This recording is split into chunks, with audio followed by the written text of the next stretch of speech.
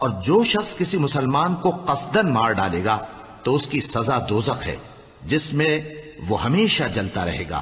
اور اللہ اس پر غضبناک ہوگا اور اس پر لعنت کرے گا، اور ایسے شخص کے لیے اس نے بڑا سخت عذاب تیار کر رکھا ہے۔ مومنو،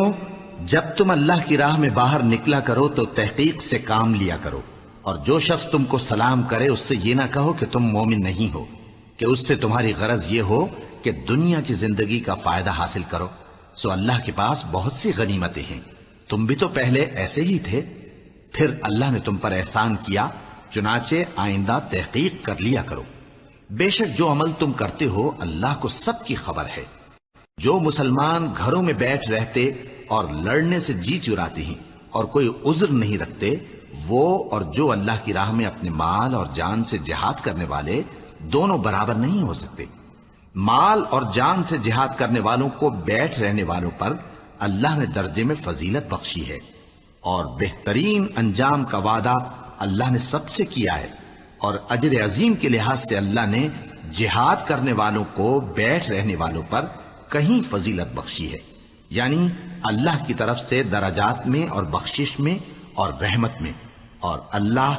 بڑا بخشنے والا ہے، بڑا مہربان ہے۔ جو لوگ اپنی جانوں پر ظلم کرتے ہیں، جب فرشتے ان کی جان قبض کرنے لگتے ہیں تو ان سے پوچھتے ہیں کہ تم کس حال میں تھے؟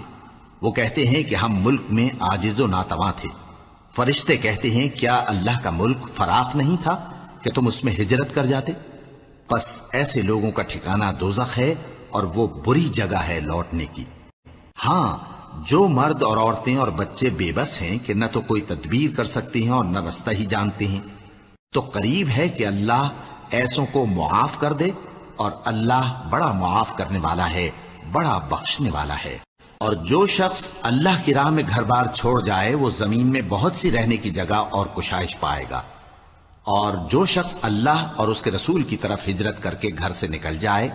پھر اس کو موت آ پکڑے تو اس کا ثواب اللہ کے ذمے ہو چکا، اور اللہ بڑا بخشنے والا ہے، بڑا مہربان ہے۔ اور جب تم سفر کو جاؤ تو تم پر کچھ گناہ نہیں کہ نماز کو کم کر کے پڑھو، بشرطے کہ تم کو خوف ہو کہ کافر لوگ تم کو ستائیں گے، بے شک کافر تمہارے کھلے دشمن ہیں۔ اور اے پیغمبر، جب تم ان مجاہدین کے لشکر میں ہو اور ان کو نماز پڑھانے لگو تو چاہیے کہ ان کی ایک جماعت تمہارے ساتھ مسلح ہو کر کھڑی رہے، جب وہ سجدہ کر چکے تو تم سے پیچھے چلے جائیں، اور دوسری جماعت جس نے نماز نہیں پڑھی ان کی جگہ آئے اور ہوشیار اور مسلح ہو کر تمہارے ساتھ نماز ادا کرے۔ کافر تو چاہتے ہی ہیں کہ تم ذرا اپنے ہتھیاروں اور سامان سے غافل ہو جاؤ کہ تم پر یکبارگی حملہ کر دیں، اور اگر تم بارش کے سبب تکلیف میں ہو یا بیمار ہو تو تم پر کچھ گناہ نہیں کہ ہتھیار اتار رکھو، مگر اپنا بچاؤ ضرور کر رکھو، اللہ نے کافروں کے لیے ذلت کا عذاب تیار کر رکھا ہے۔ پھر جب تم یہ نماز تمام کر چکو تو کھڑے اور بیٹھے اور لیٹے ہر حالت میں اللہ کو یاد کرو، پھر جب تم مطمئن ہو جاؤ تو پورے آداب کے ساتھ نماز پڑھو۔ بے شک نماز کا مومنوں پر اوقات مقررہ میں ادا کرنا فرض ہے، اور ان کفار کا پیچھا کرنے میں سستی نہ کرنا۔ اگر تم بے آرام ہوتے ہو تو جس طرح تم بے آرام ہوتے ہو اسی طرح وہ بھی بے آرام ہوتے ہیں، اور تم تو اللہ سے ایسی ایسی امیدیں رکھتے ہو جو وہ نہیں رکھتے، اور اللہ سب کچھ جانتا ہے، بڑی حکمت والا ہے۔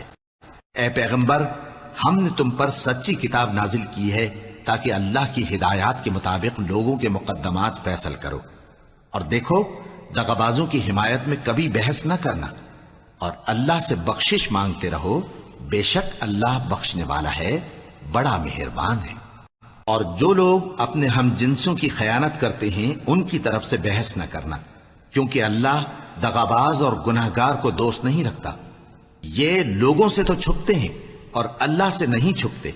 حالانکہ جب یہ راتوں کو ایسی باتوں کے مشورے کیا کرتے ہیں جن کو وہ پسند نہیں کرتا تو وہ ان کے ساتھ ہوا کرتا ہے،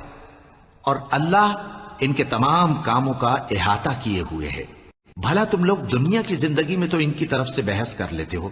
سو قیامت کے دن ان کی طرف سے اللہ کے ساتھ کون بحث کرے گا اور کون ان کا وکیل بنے گا؟ اور جو شخص کوئی برا کام کر بیٹھے یا اپنے حق میں ظلم کر لے پھر اللہ سے بخشش مانگے تو اللہ کو بڑا بخشنے والا، بڑا مہربان پائے گا۔ اور جو کوئی گناہ کرتا ہے تو اس کا وبال اسی پر ہے، اور اللہ سب کچھ جاننے والا ہے، حکمت والا ہے۔ اور جو شخص کوئی قصور یا گناہ تو خود کرے لیکن اس کا الزام کسی بے گناہ پر ڈال دے تو اس نے بہتان اور کھلے گناہ کا بوجھ اپنے سر پر رکھا۔